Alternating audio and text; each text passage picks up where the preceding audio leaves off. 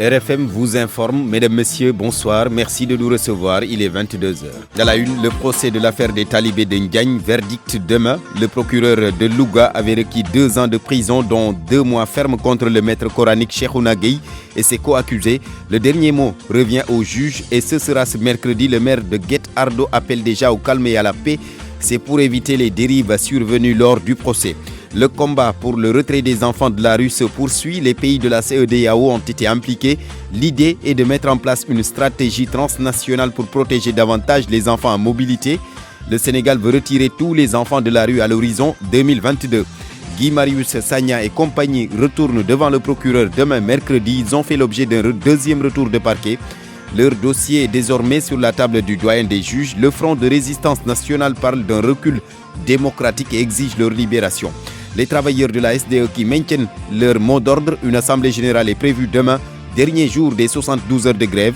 La rencontre de cet après-midi avec le ministre de l'eau et de l'assainissement n'a rien donné. En sport football, le collectif des clubs de Thiès et le ministère des Sports trouvent enfin un terrain d'entente sur l'utilisation des infrastructures sportives de la Cité du Rail. Nous le verrons avec Ndate Diop. Mamadou Oumar Ba fait le tour du web. Nous irons au marché avec Seydou Nourouba. Bonne santé Nafissatou Sila. Et puis nous serons également avec Papa Samba Kane pour sa chronique hebdomadaire. RFM Soir, l'invité Modou Fall, le président de la FENOPST, la Fédération nationale des opérateurs privés et transporteurs. Entretien avec Mamadou Amar Ndione sur le début, ce 3 décembre, de la campagne de commercialisation de l'arachide, le déroulement des opérations de collecte, la dette de l'État, la qualité des graines, entre autres sujets. Abdou Thiam est à la technique, mesdames, messieurs, bonsoir, bienvenue. Notez d'abord que les 6 corps qui avaient échoué au Cap-Vert dans une pirogue mauritanienne ne sont pas ceux des pêcheurs sénégalais de Thiaroye-sur-Mer. Les prélèvements effectués ont donné des résultats négatifs selon nos sources. Le verdict de l'affaire des talibés de Ndiagne, le procès de l'affaire des talibés de Ndiagne, verdict demain. Le procureur de Louga, je le rappelle, avait requis 2 ans de prison, dont 2 mois ferme contre le maître coranique Cheikhouna Gueye et ses co-accusés. Le dernier mot revient donc au juge et ce sera demain, mercredi. Mais le maire de Guet-Ardo appelle déjà au calme et à la paix. C'est pour éviter Abraham Paul Pouy les dérives survenues lors du procès. Des populations de Ndiagne ont failli attaquer des ressortissants de Guet-Ardo le 27 novembre dernier. Ces dernières soupçonnent que la diffusion des photos des talibés enchaînés dans les réseaux sociaux qui a coûté le séjour de Cheikhouna Gueye en prison vient de leurs voisins. Ndiagne et Guet-Ardo, c'est 2 communes, un seul peuple. Ça ne fait même pas 300 mètres. Cette affaire-là, il y a eu des zélés qui ont menacé les populations de Guet-Ardo. Le maire de Guet-Ardo estime que l'État doit prendre ses responsabilités pour protéger les fils de Guet-Ardo qui travaillent à Ndiagne, Talibouya. Pour que vraiment l'État protège aussi nos biens, les biens des populations qui sont à Ndiagne. Aujourd'hui, nous avons de petits-enfants qui ont peur, qui m'interpellent, leurs parents m'interpellent en tant que maire depuis ce matin. Si le verdict demain, si que le marabout est condamné, ils vont attaquer à ces élèves-là. Donc vraiment, nous lançons un appel. Malgré les médiations des khalifs de Ndiagne et de Guet-Ardo, certains habitants de Ndiagne ne décolèrent pas, indique le maire de Guet-Ardo, Talibouya. Nous lançons un appel à la paix, à la sérénité, au calme, vraiment. Et je sais que c'est l'appel aussi que lancent les autorités de Ndiagne, notamment le maire, surtout le khalife aussi, Seigne Amar Diagne et son fils et sa famille d'une manière générale. Quel que soit le verdict, le maire de Guet-Ardo, s'associant à son collègue maire de Ndiagne et aux 2 khalifes, appelle au calme et à la sérénité pour conserver les relations étroites qui lient Ndiagne et Guet-Ardo. Abraham Paul Pouy, Guet-Ardo, pour la radio Futur Média. Le verdict du procès donc de l'affaire des talibés de Ndiagne attendu demain mercredi. Abraham Paul Pouy, sur cette affaire des talibés de Ndiagne pousse justement la société civile à demander une mise en place de mesures concrètes et immédiates. Selon l'association des juristes sénégalaises, l'État doit adopter sans attendre la loi 2005-06, une loi qui, une fois appliquée, peut mettre fin aux abus et à l'exploitation des enfants talibés. Toutefois, la société civile soutient que les daras doivent avoir un budget. Compte rendu, Oumou Gagnan. La société civile condamne fermement le traitement inhumain des enfants talibés de Ndiagne. Elle réclame ainsi une entrée en vigueur immédiate de la loi qui règle ce genre de pratique. Aïssatou Kanté, présidente de la commission des droits de l'enfant de l'AGS. L'AGS quand même déplore ce qui s'est passé à Ndiagne et condamne ces actes de violence faits aux enfants. On attend à ce que la loi soit appliquée. Ça sera pareil, vous savez, c'est des infractions une fois de plus. Donc pour toute infraction, on attend que la loi soit appliquée. L'AGS attend de l'État que cette loi sur les daras puisse être adoptée le plus rapidement possible. Maître coranique et membre de la société civile, Imam Eliman Diagne propose une vulgarisation de la loi. La loi n'est pas connue et n'est pas partagée avec tous les maîtres coraniques. Donc, même le maître coranique a dit qu'il ne savait pas qu'il y a une loi qui existe. Maintenant, la loi doit être partagée avec tout le monde, avec les maîtres coraniques. Pour que cette protection soit efficiente, l'État doit dégager un budget pour le renforcement des capacités des daras. Renchérit Aïssatou Kanté. Si on veut protéger une couche vulnérable, il faut que les moyens y suivent les daras. Mais il faut quand même que l'État accompagne les daras, protéger davantage les enfants. Néanmoins, l'Association des juristes sénégalaises estime que les parents en ont une part de responsabilité. Justement, le combat pour le retrait des enfants de la rue, il se poursuit. Les pays de la CEDEAO ont été impliqués et l'idée est de mettre en place une stratégie transnationale pour protéger davantage les enfants en mobilité. Le Sénégal veut donc retirer tous les enfants de la rue à l'horizon 2022. Déjà, plus de 2000 enfants ont été retirés de la rue selon le ministère en charge des enfants. Abdourahmane Diallo. De 2016 à aujourd'hui, plus de 2000 enfants ont été retirés de la rue selon les autorités. Sidi Gueye, secrétaire général du ministère de la Femme, de la Famille, du Genre et de la Protection des enfants. On a fait 2 opérations de retrait. La première opération était en 2016 et celui qui a suivi c'était en 2018. Je crois que plus de 2000 enfants ont été retirés des rues, mais également réinsérés avec des programmes d'éducation, mais également avec un encadrement à la base. Les pays de la CEDEAO et de la Mauritanie comptent mener une stratégie commune afin de protéger les enfants. Le réseau africain a pendant longtemps travaillé pour la mise en place d'instruments de protection des enfants, également pour la gestion transfrontalière de ce phénomène qui est observé dans l'essentiel des pays de la zone CEDEAO. Au Sénégal, différentes parties ont entamé des discussions et autres pour que d'ici 3 ans, qu'il n'y ait aucun enfant dans les rues. Nioro Baye Diouf, directeur de la protection des enfants. Dans un délai de 3 mois, certainement, que nous allons remettre ce document à M. le Président de la République avec un budget bien élaboré, mais aussi des attentes de part et d'autre afin de pouvoir réussir ces opérations. Et ces opérations vont se dérouler dans un premier temps dans la région de Dakar et vont s'étendre également sur toute l'étendue du territoire. Cette 15e rencontre du comité de pilotage du réseau Afrique de l'Ouest et de la revue annuelle des pairs pour la protection des enfants va permettre de tirer en partie des connaissances existantes en matière de gestion transnationale des cas afin de définir des stratégies durables. RFM Bourg, Abdourahmane Diallo. Je vous l'annonce, c'est tantôt un titre, 2e retour de parquet pour Guy Marius Sagna et compagnie. Il retourne chez le procureur de la République demain, mercredi. Leurs avocats annoncent que les dossiers de leurs clients sont sur la table du doyen des juges. Mokhtar Souran, le coordonnateur du Front de résistance nationale, se dit meurtri par ces arrestations. Il parle d'un recul démocratique et exige leur libération.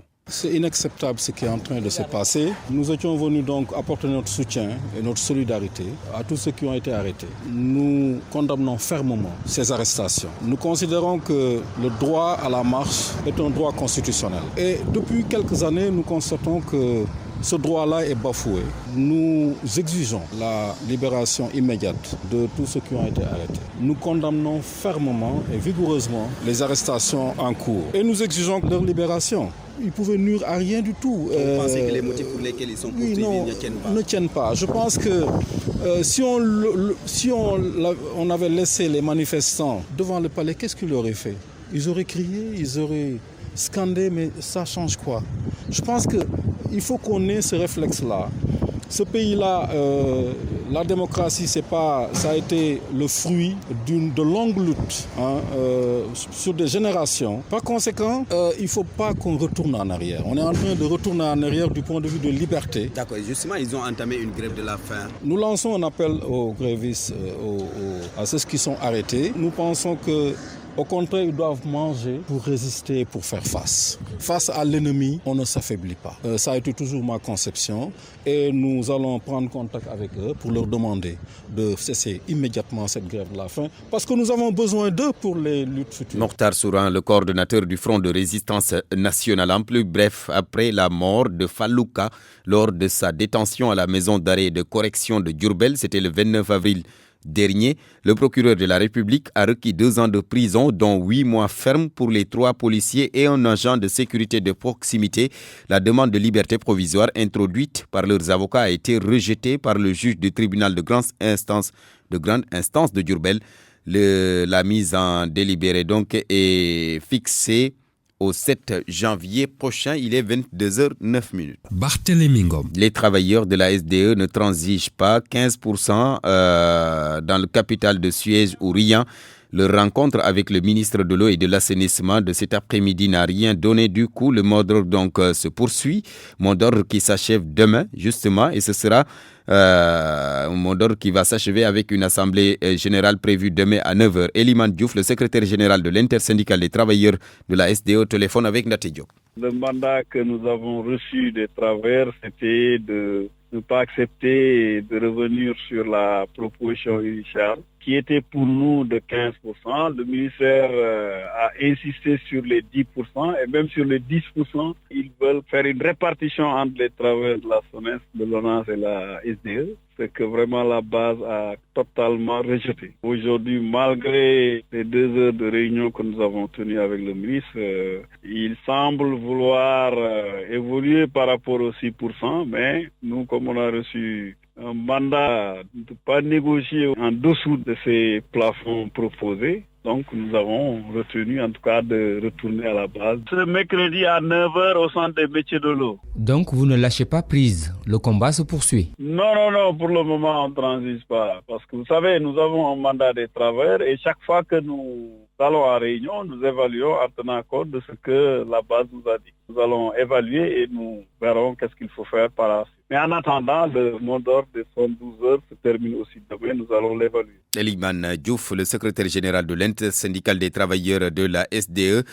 Le mot d'ordre de 72 heures donc se poursuit. Il s'achève demain, assemblée générale à 9h.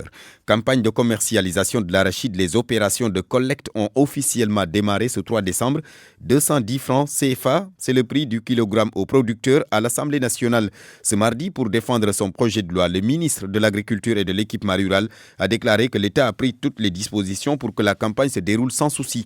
Le budget de Moussa Baldé a été adopté. Mohamed Ali Mouba. Les parlementaires sont revenus largement sur les problèmes de l'agriculture sénégalaise, difficultés dans l'octroi de semences de qualité, d'intrants, de matériel agricole. Le député de l'opposition Déthié Fall a accusé le régime du président Macky Sall de maquiller les chiffres dans le cadre de l'atteinte de l'autosuffisance alimentaire. Si on prend le reste du Sénégal, y compris les superficies en pluviales, on a 150 000 hectares à 2 tonnes par hectare, on a 300 000 tonnes. La zone en avec 5 000 hectares, 25 000 tonnes. On est à moins de 700 000 tonnes, mais ils disent 1 million de tonnes.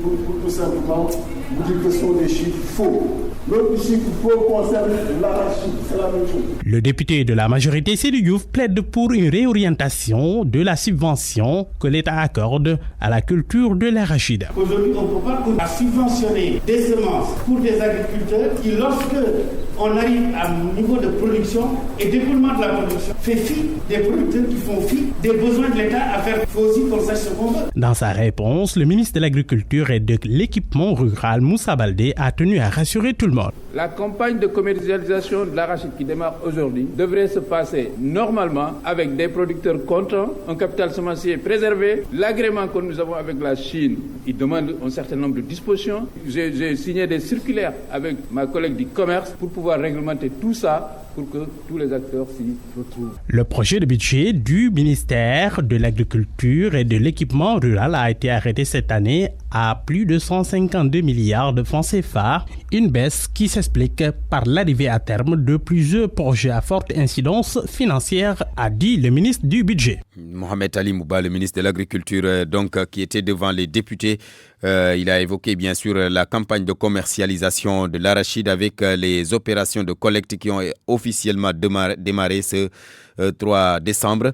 D'autres échos de cette campagne, ce sera dans la rubrique invité Je rappelle que Mamadou Amarnion reçoit Modoufal. Le cri du cœur des agriculteurs de la région de Matam, c'est parce que les récoltes de cette année ne sont pas à la hauteur des attentes. Plusieurs périmètres ont été inondés par les eaux de crue du fleuve et en plus, une campagne de contre-saison risque d'être impossible si l'OMVS ne réagit pas. C'est à cause du fleuve qui est en décrue. L'appel de Ali Bandelniang. Alors qu'on n'a pas fini d'évaluer la baisse des productions agricoles suite à un hivernage moins pluvieux, la culture irriguée fait face à de sérieuses contraintes. Depuis la montée du niveau d'eau du fleuve Sénégal, des centaines d'hectares ont été inondés. Des périmètres dont les propriétaires ont tout simplement raté le rendez-vous. Ibrahim Aliouchoub est le président des riziculteurs de Matam. On est obligé d'arrêter la campagne de cette année, on n'a pas pu aller en campagne. Et autre chose aussi qu'il faut absolument, que la SAID est en train de tout faire pour essayer de revoir tous les périmètres inondés, pour essayer de refaire un programme pour réaliser vraiment de certaines réflexions ou bien de certaines réhabilitations au niveau de ces périmètres. Vous n'avez pas cultivé donc? Non, nous n'avons pas pu aller en campagne. Aujourd'hui, au moment où l'on s'achemine vers la campagne dite de contre-saison froide, la baisse du niveau d'eau du fleuve Sénégal préoccupe l'ensemble des organisations paysannes. Alors le fleuve qui a complètement baissé et il y a même des périmètres qui peinent vraiment à terminer leur campagne. Il a fallu de faire certains efforts pour qu'il n'y a plus d'eau au niveau du fleuve. Donc si je peux citer le périmètre de Ouadabéré, le grand périmètre de Ndouloumadji, tous ces périmètres-là ont de sérieux problèmes. Les gens sont obligés d'aller au niveau du fleuve, de creuser pour essayer d'avoir l'eau. Nous aussi, on dit de tenir compte un peu de la culture irriguée. Sinon, vraiment, si on fait une campagne de 3 mois, aller jusqu'à 3 mois de campagne et l'eau se termine au niveau du fleuve, ça c'est des catastrophes. Et on sait que Matam, il n'y a pas assez de pluie au niveau de Matam. Les gens comptent uniquement sur la culture irriguée. Il y a juste 2 ans, il avait fallu une intervention du président de la République, Macky Sall, qui avait fortement interpellé les autorités de l'OMVS. Une démarche qui à l'époque avait été plus que bénéfique. Matam, Ali Bandelnian, RFM. Signature d'un protocole d'accord entre Aérogerm Sénégal et la Fédération des boulangers du Sénégal. L'occasion a été saisie par les boulangers pour rappeler le projet de décret qui va élaborer une réglementation afin d'assainir le secteur de la boulangerie. Selon le président de la Fédération nationale des boulangers du Sénégal, le président de la République doit faire de ce projet de décret une urgence. Amadou Gaye avec Famadion.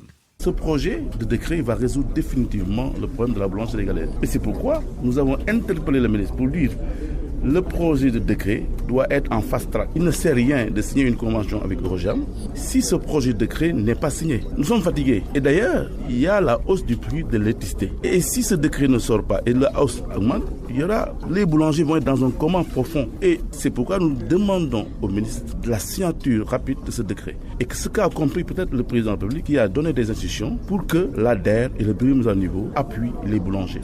C'est le sens de cette convention en fait. Pour qu'il y ait un fournisseur qui est là, qui appuie le boulanger pour la matérialisation de ce que nous demandons en termes d'hygiène, en termes de qualité, en termes de livraison du pain, en termes de voiture, en termes de caisse à pain. Vous demandez d'hygiène, en termes de papier même, d'emballage. Tout ça est dans le décret. Personne aujourd'hui ne peut ouvrir une boulangerie si vous n'êtes pas une autorisation. Amadou Gaye, le président de la Fédération nationale des boulangers du Sénégal. Pèlerinage à la Mecque, des agences de voyage privées du Sénégal ont mis en place un patronat. C'est dans le dessein de mieux réguler les secteurs. Première mission, faciliter les démarches administratives sur le différend entre le délégué général et des voyagistes privés. Palambeng, le président du dit patronat, déclare que tout est rentré dans l'ordre. Il est avec Salimata Aou. Ça, c'est le pèlerinage. Et donc, nous, on est au-delà du pèlerinage. Parce qu'aujourd'hui, c'est le patronat, c'est le professionnel. Donc, on a créé une plateforme qui va nous permettre de mettre nos données et de définir une feuille de route et aussi régler tous nos problèmes par rapport à nos partenaires, parce qu'il y a beaucoup de problèmes. Donc, c'est pour cela qu'aujourd'hui, qu'on s'est réunis, on a formé un bureau et on a formé un CD qui a choisi un bureau et qui va nous permettre d'aujourd'hui de commencer vraiment notre travail par rapport à nos partenaires, les assureurs, les banquiers, les compagnies aériennes et la délégation générale au pèlerinage. Parce que les 80% de nos membres, c'est eux, c'est des voyagistes privés au pèlerinage. Depuis plusieurs semaines, on a fait beaucoup de réunions pour les réconcilier. On est parti voir la délégation générale, on est parti voir ceux qu'on dit les frondeurs et donc l'organisation de la Mecque, il n'y a pas de frondeurs, il y a des incompréhensions. Donc on est parti les voir et il y a une commission qu'on a déjà mis en place. On est en train de discuter avec les partis et je peux vous dire aujourd'hui qu'à 95%, on est d'accord. Parce que déjà, On est parti voir le délégué avec 10 points, qu'il a accepté les 9, et l'autre, c'est par rapport au IATA. Et nous parlons à présent de la session extraordinaire des chefs d'État et de gouvernement de l'UEMOA sur la sécurité dans le Sahel. La rencontre qui a eu lieu à Diamniadio a débouché sur plusieurs résolutions, notamment une contribution immédiate de 100 millions de dollars aux 3 membres de la ligne de front du G5 Sahel et la création d'un fonds régional de sécurité. Les détails de cette session extraordinaire des chefs d'État et de gouvernement de l'Union économique monétaire ouest-africaine avec Abdou Diouf Diagne. Le communiqué final a été lu par Abdallah Bouraïma et les chefs d'État des 8 pays membres de l'Union économique et monétaire ouest-africaine décident d'octroyer une enveloppe de 100 millions de dollars américains à ces 3 membres les plus touchés par les attaques terroristes. Afin de contribuer de façon urgente au financement de la lutte contre le terrorisme dans l'espace communautaire, la conférence a décidé une contribution immédiate de 100 millions de dollars US aux 3 membres de la ligne de front du G5 Sahel. Cette contribution s'inscrit dans le cadre de l'engagement pris par l'UEMOA pour participer à hauteur de 500 millions de dollars US au financement du plan d'action de la CEDEAO pour lutter contre le terrorisme. Un fonds régional de sécurité va être mis sur pied dans les prochains jours. Pour la mobilisation de ressources financières conséquentes sur le moyen terme destinées à poursuivre la mise en œuvre du plan d'action suscité, la conférence a adopté un acte additionnel instituant un fonds régional de sécurité. Le président de la conférence des chefs d'État de l'UEMOA, Alassane Ouattara, se félicite aussi du bon déroulement de l'élection présidentielle en Guinée-Bissau. RFM Rufisque, Abdou Diouf Diagne. En Guinée-Bissau, justement, Abdou Diouf Diagne, le président du PASTEF, soutient Domingos Simoes Pereira pour le second tour de la présidentielle en Guinée-Bissau, bien sûr. Il est arrivé premier au premier tour. Il incarne l'intégrité et l'indépendance contre les lobbies, selon le communiqué de PASTEF.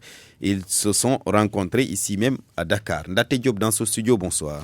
Le ministre des Sports et le collectif des clubs thiessois de football accordent leur violon lors d'une audience au ministère des Sports. Les 2 parties se sont entendues sur la gestion des infrastructures sportives. Le stade Maniang Soumaré sera bientôt doté d'une pelouse synthétique et le ministère des Sports va se rendre au mois de janvier prochain à Thiès pour le suivi des travaux et l'installation du comité de gestion des infrastructures. Matarba à l'issue de la rencontre. Nous les avons encouragés et nous sommes très disposés à toujours les écouter et à les accompagner pour que effectivement les questions qui les interpellent trouvent solution. Évidemment, avec l'ensemble des fils de Thiès, autorités politiques, autorités administratives. Nous avons aussi parlé de l'ensemble des problèmes rencontrés par les clubs de Thiès, notamment le manque d'infrastructures, mais qui n'est pas un manque qui les inquiète. Parce qu'il y a eu un moment, il n'y avait que Maniang Soumaré. Aujourd'hui, nous avons l'Adjor qui leur permet de suivre des matchs internationaux. Donc, ils sont assez satisfaits et ils savent aussi que Maniang Soumaré, avec l'appui de la FIFA passant par la fédération, il y aura un gazon synthétique. Donc, ils comprennent que l'avenir, il est là, mais c'est un avenir radieux dans ce domaine-là. Et nous tous, nous nous sommes engagés à bien gérer les infrastructures qui sont mises à disposition des sportifs de Thiès. C'est pourquoi, au mois de janvier, je serai à Thiès avec le gouverneur pour monter le comité de gestion qui permettra de suivre effectivement l'évolution des travaux du stade de Thiès, mais aussi la bonne gestion et la maintenance de l'infrastructure. Donc nous sommes sortis très satisfaits de cette rencontre-là, qui est une rencontre de sensibilisation, d'information, mais pas une rencontre comme ça a été annoncé de complaintes ou bien de revendications. Nous avons décidé de nous donner la main parce que la réussite du ministre des Sports, c'est la réussite de l'ensemble des sportifs, mais la réussite des sports sénégalais aussi, c'est effectivement la réussite du ministre. Matarba, le ministre des Sports, était au micro de Malal Junior Diagne. À Bambey, la réfection du stade municipal est devenue une exigence. Effectivement, le monde sportif était cet après-midi dans les rues de Bambey pour exiger la réfection du stade municipal. Les sportifs disent avoir marre des promesses non tenues des différentes autorités en charge de la question. Au terme de la marche, ils ont remis au préfet un mémorandum. Ibrahim Fall, un d'entre eux, au micro de Babacar Diouf. La jeunesse sportive de Bambey aujourd'hui est réunie autour d'une seule urgence, c'est la réfection de son stade municipal. Nous rappelons que Bambey ne connaît qu'une seule activité, et c'est le sport. Étant entendu que les jeunes n'ont pas d'autres loisirs, on pourrait comprendre pourquoi il y a cet attachement-là à ce sport et par ricochet au stade Alors, nous constatons également qu'à chaque fois qu'il y a pluie, nos activités se voient reportées. Et l'illustration en est que cette année, on n'est même pas encore à la phase des quarts de finale. Et vous savez que l'année scolaire bat son plein. Par ailleurs, le Bambey Football Club, qui représente notre département, ne peut pas compétir dans les conditions idéales. Voilà, entre autres mots, ce qui aujourd'hui nous réunit. Par ailleurs, je voudrais signaler que les autorités... C'était donc Ibrahim Fall, un des manifestants qui était dans la rue cet après-midi à Bambey. Nous parlons football, cette fois-ci à l'étranger. Il y a eu match dans le cadre du championnat de France, mais également du championnat d'Angleterre. On démarre par la Ligue 1 française, suite de la 16e journée. Brest qui corrige Strasbourg, 5-0. Bordeaux étrille Nîmes, 6-0. Angers dominé à domicile par l'Olympique de Marseille, 2-0. Lille-Lyon, victoire du LOSC sur l'Olympique lyonnais, 1-0. En Angleterre, Crystal Palace de Cheikhou Kouyaté qui bat Bournemouth 1-0. Burnley Manchester City, victoire des Citizens 4-1. Barthélémy. Du handball pour terminer.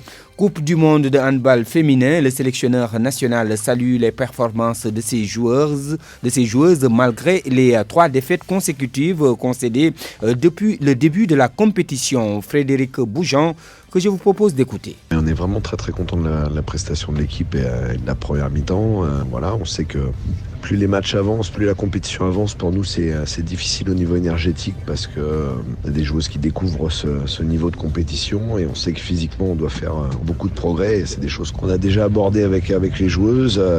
Elles ont pris conscience des efforts qu'elles doivent faire personnellement pour pouvoir durer dans ce genre de compétition. Mais on est en train de montrer que tactiquement et en jouant sur nos qualités, on peut poser des problèmes aux meilleures équipes du monde. Voilà, parce que l'équipe d'Espagne est le grand favori de cette phase de groupe dans notre poule et je pense que la façon dont elles sont en train de jouer, ça se pourrait bien qu'elles finissent la compétition dans le top 8. Donc pour une première participation pour le Sénégal, être capable de tenir 30-40 minutes face à ce genre d'adversaire, c'est vraiment une grande performance. Donc bravo aux joueuses, bravo à tout le staff qui travaille au quotidien pour préparer les joueuses et maintenant on va récupérer pour essayer de préparer à nouveau un grand match face à la Hongrie demain. On est dans notre bulle avec l'idée de faire progresser l'équipe, de faire progresser les joueuses, de faire comprendre à un maximum de joueuses ce qu'est le contexte international et les efforts qui doivent être réalisés pour pouvoir exister à ce niveau de compétition. Donc, c'est vraiment un match très très encourageant qui montre qu'on est sur la bonne voie. C'était donc Frédéric Boujean, le sélectionneur de l'équipe nationale de handball féminin. Les Lions jouent leur 4e match demain contre la Roumanie. Barthélémy. Merci beaucoup Ndate Diop. Le tour du web sur RFM. Mamadou Oumar Ba. Bienvenue. Le débat autour d'un éventuel 3e mandat du président Macky Sall revient sur la table. Selon IGFM, le président Macky Sall considère que le débat sur un 3e mandat est prématuré à 6 mois seulement de sa réélection. Le site du groupe Futur Média qui reprend la RFI estime que Macky Sall a surtout déploré le fait que ce sont ses partisans même qui en parlent. Que l'opposition en fasse son débat, il peut comprendre. Ce que ne peut pas comprendre Moustapha Cissé Lo, c'est le prix de l'arachide fixé à 210 francs CFA le kilogramme. Pour le député, ce prix n'est pas bon. Dakaractu précise que Moustapha Cissé Lo intervenait devant le ministre de l'Agriculture et de l'Équipement rural. Une intervention pour fustiger la façon du gouvernement de mener la campagne arachidière. Traitant du même sujet, Hibaro.sn titre « Le gouvernement a déjà échoué », faisant bien sûr référence aux propos de Moustapha Cissé Lo. Au député d'ajouter « Si je dis ce que je sais, les Sénégalais vont déloger tous les ministres avec des gourdins. » Guy Marius Sagna et ses 8 autres camarades vont encore retourner en garde à vue. Presse Afrique, qui donne l'information, estime qu'ils viennent de faire l'objet d'un 2e retour de parquet. À la une de Senego.com, la photo du président de la République Macky Sall assis à côté de Serigne Mountakha Mbacké, khalife général des Mourides. Une image avec le titre « Délibéré des talibés ligotés, Serigne Mountakha appelle à l'apaisement ». Le guide guide religieux a appelé tous les disciples mourides au calme. Il l'a fait savoir à travers un message transmis par son émissaire à Louga. Quoi qu'il en soit, le verdict du tribunal de grande instance de Louga va tomber demain. Hausse exorbitante des factures, la forfaiture de l'année signée Senelec. C'est l'un des titres qui sont à la une de Seneweb.com. La société avait assuré que seule une certaine partie de la population serait touchée. Finalement, selon Seneweb, la réalité est tout autre. Le site qui reprend le quotidien L'Observateur assure que pour certains, la facture a carrément quadruplé. Une augmentation démentielle, injustifiée pour beaucoup de personnes. D'ailleurs, ajoute le site, la Senelec ne semble en aucun cas être préoccupée par les plaintes interminables des consommateurs qui ont nommé cette phase forfaiture de l'année. En sport, France Football a révélé les votes ayant permis d'élire le Ballon d'Or. Seneweb qui reprend le document informe que sur 44 pays africains, seuls 12 ont voté pour Sadio Mané. Tour du web, c'est fini. Merci d'avoir suivi. Le marché sur RFM. Et c'est Seydou Nourouba qui tient le panier. Bienvenue. Les sites d'information portent préjudice à la presse écrite. Constat sur le terrain, sur l'avenue Cheikh Anta Diop de Dakar ou à l'entrée de l'université de Dakar, les quotidiens d'information ne marchent plus comme avant. Certains vendeurs pointent du doigt la prolifération des sites d'information. Les quotidiens sportifs sont les plus impactés. Une baisse du chiffre d'affaires dans ce reportage signé Mamadou Marba. Il est 7h, Samba fait le tri des journaux parus ce matin. Avec la prolifération des sites d'information, ce vendeur de journaux fait montre de son pessimisme. L'écoulement se fait de manière beaucoup plus lente. Nos revenus sont vraiment diminués par rapport à l'avant. Bon, avant, c'était mieux, quoi. Ça veut dire que vraiment, actuellement, par rapport à l'avant, c'est un peu différent, quoi. Chaque matin, quelques étudiants s'arrêtent un instant pour jeter un coup d'œil sur les unes des différents quotidiens. On est au point de vente d'Ousmane. Selon lui, les quotidiens d'information sportive n'échappent pas à la concurrence des sites. Oui, c'est une sérieuse menace. Avant et maintenant, il y a une grande différence. Si nous prenons l'exemple du sport, surtout le quotidien Stade ne se vend plus comme avant parce que les gens utilisent Internet pour s'informer et avoir les résultats des matchs. Le processus de transition des médias vers le numérique impacte de plus en plus sur le chiffre d'affaires de ces vendeurs de journaux. Mamadou Marba, merci. Baba Tandian a été éditeur et patron de presse. Le marché de la presse écrite est compromis, dit-il. Il y a 15 ou 20 ans, l'ancien éditeur pourrait tirer jusqu'à 15 000 exemplaires par jour. Aujourd'hui, il y a des quotidiens qui ne peuvent même pas tirer 1500 exemplaires par jour. Avec la masse salariale qu'ils doivent honorer, nous l'écoutons. Si je prends le cas de notre groupe, il y a 20 ans, quand je créais le matin, après il y a eu une préservation du quotidien, le marché se portait très très bien. J'ai eu la chance d'imprimer pratiquement tous les quotidiens du Sénégal, du Soleil à l'Observateur, à l'As, au Témoin, à tous les quotidiens. Aujourd'hui, pratiquement, j'en imprime plus. Tout simplement parce que certains journaux tirent un peu le diable par la queue, certains ont des problèmes pour payer, certains arrivent à tirer leur épingle de jeu, mais certains ont des problèmes pour payer. Et ce qui fait qu'il arrive très souvent de laisser des ardoises aux imprimeurs. Ce qui fait qu'aujourd'hui, pratiquement, avec des journaux, on n'en tire plus. Et c'est vrai, les sites internet, on donnait un sacré coup à la presse écrite. Aujourd'hui, pratiquement, la plupart des journaux ont revu leur tirage à la baisse. Certains ont maintenu le rythme, mais d'autres ont vu leur tirage complètement à la baisse. C'est-à-dire que certains qui tiraient entre 6 7 000 8 000, aujourd'hui, il n'est pas rare de voir qu'ils sont en train de tirer entre 1500 et 2000. 1500 et 2000, vous ne pouvez pas faire des bénéfices à ce journal. En France, je veux dire, la presse écrite est morte. Vous savez, il y a à peu près 2 ou 3 titres qui résistent, qui tiennent la route. Mais au Sénégal, on n'en est pas là encore. Parce qu'en fait, tout le monde n'est pas Internet encore. Mais dans 5-10 ans, il est vrai que rares seront les presses qui vont résister à l'assaut un peu des sites internet. Baba Tandian, merci. Le marché, c'est fini. Envoyez vos critiques et suggestions sur rfmdakar@gmail.com ou rfmlemarché@gmail.com. À toutes et à tous, merci d'avoir suivi. Rendez-vous mardi prochain. Bonne santé, Nafissa Toussila. Bienvenue.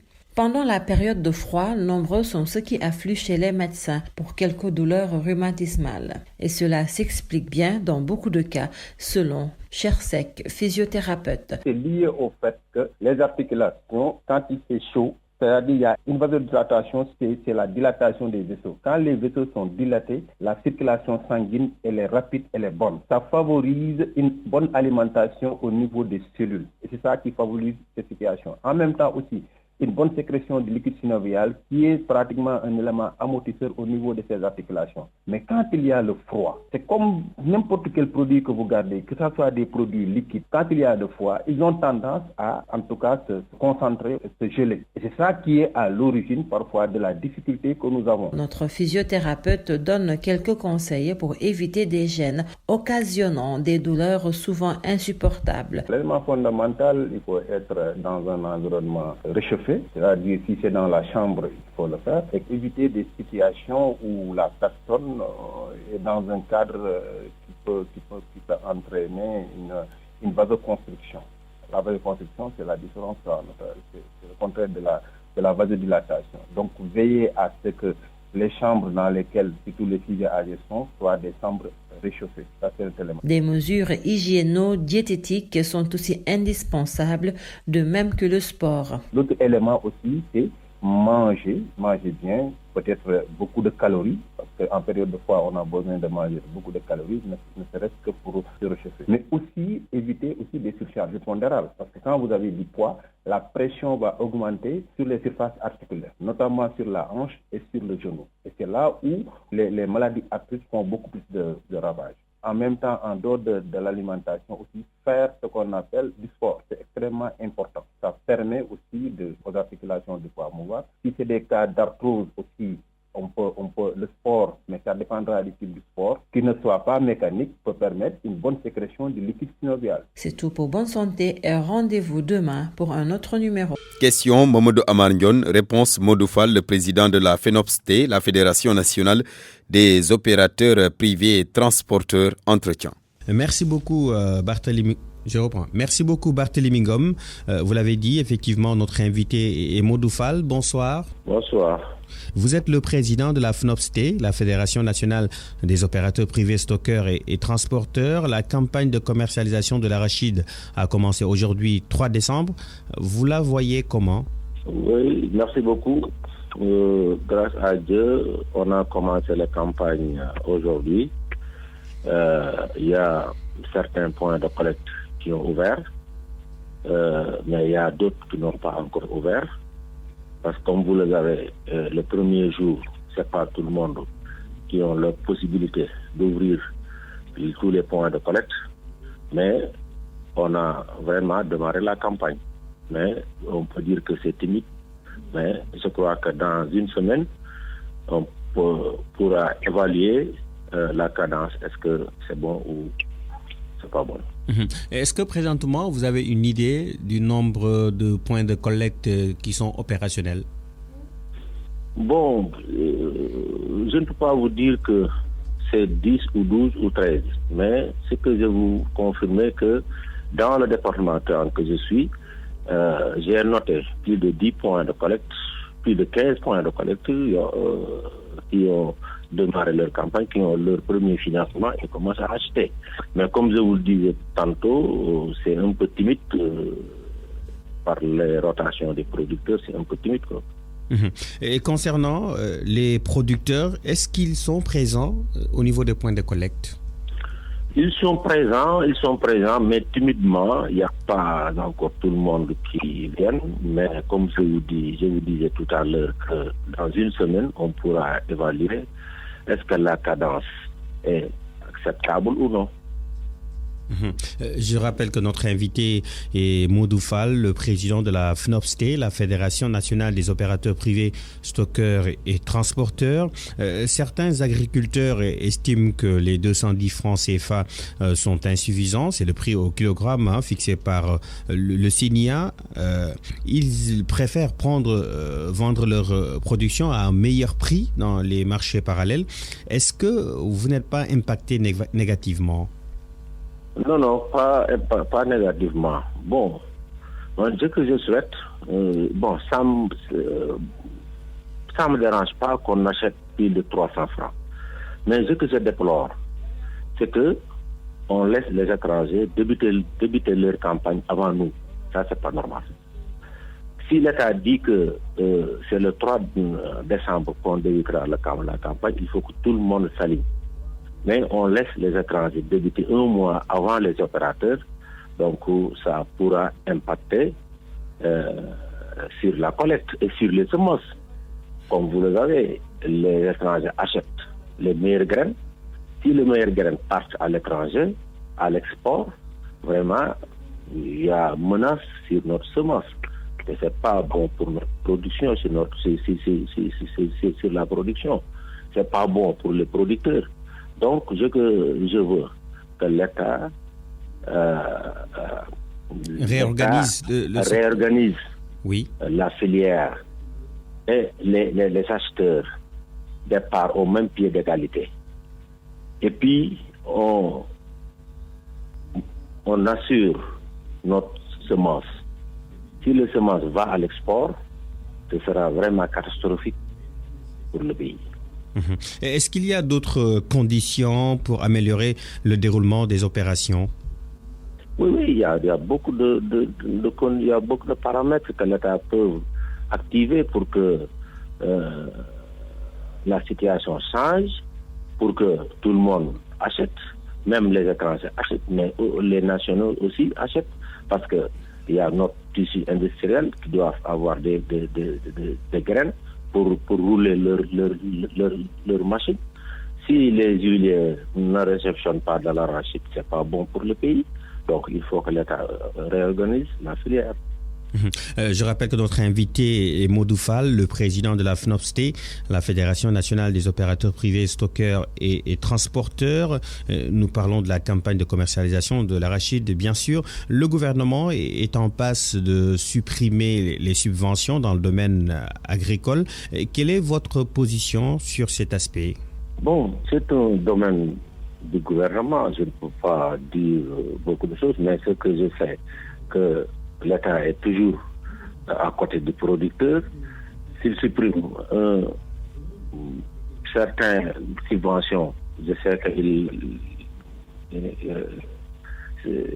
sait ce qu'il fait. Ce qu'il fait.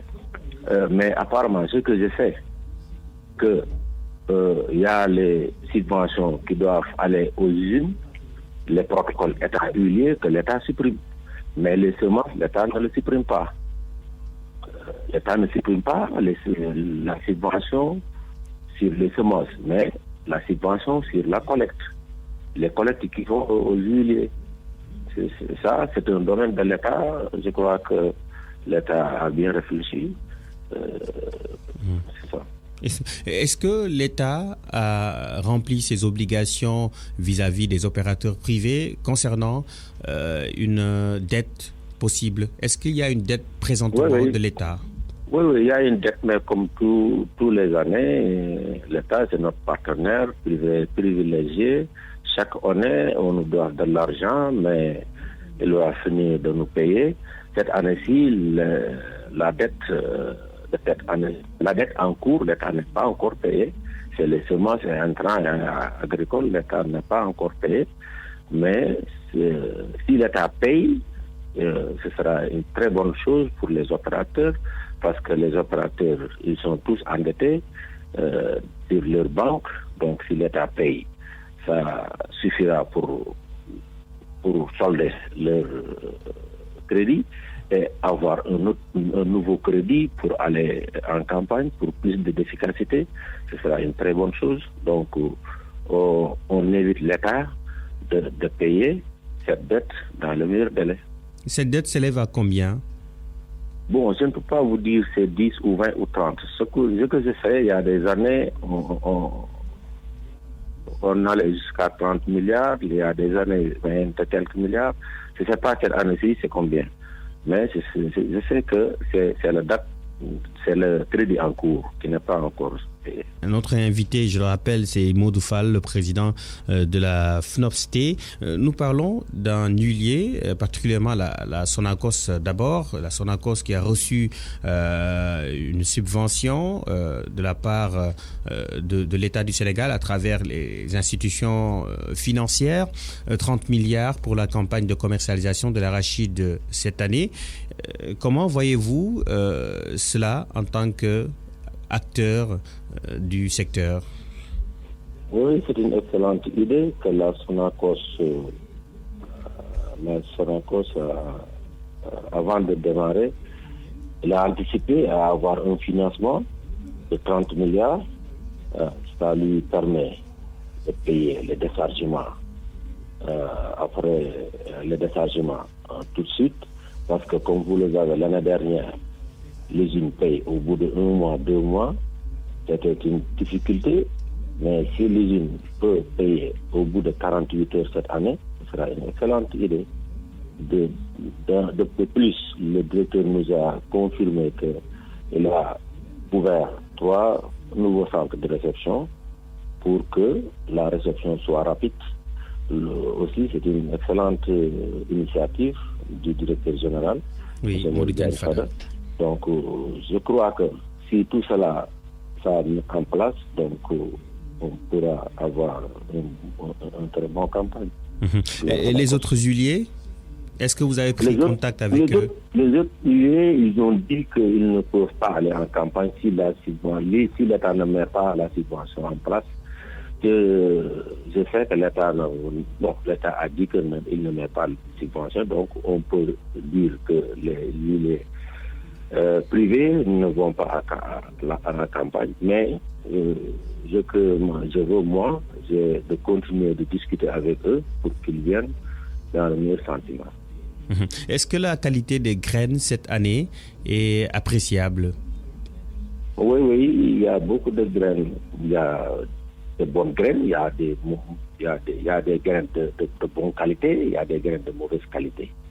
Vu le comportement de l'hivernage, il y a des gens qui sèment à la première semis, il y a d'autres qui sèment à la deuxième semis. Si vous avez une production du premier semis, vous avez des produits de très bonne qualité, mais le deuxième semis, ce n'est pas du tout de bonne qualité. Donc, c'est ça le comportement de l'hivernage. Merci beaucoup, Modou Fall. Merci. Je rappelle que vous êtes le président de la FNOPST, la Fédération nationale des opérateurs privés, stockeurs et transporteurs. Barthélémy Ngom, à vous. Merci, Mamadou Amanion. Merci également à notre invité. Mesdames, Messieurs, merci à vous.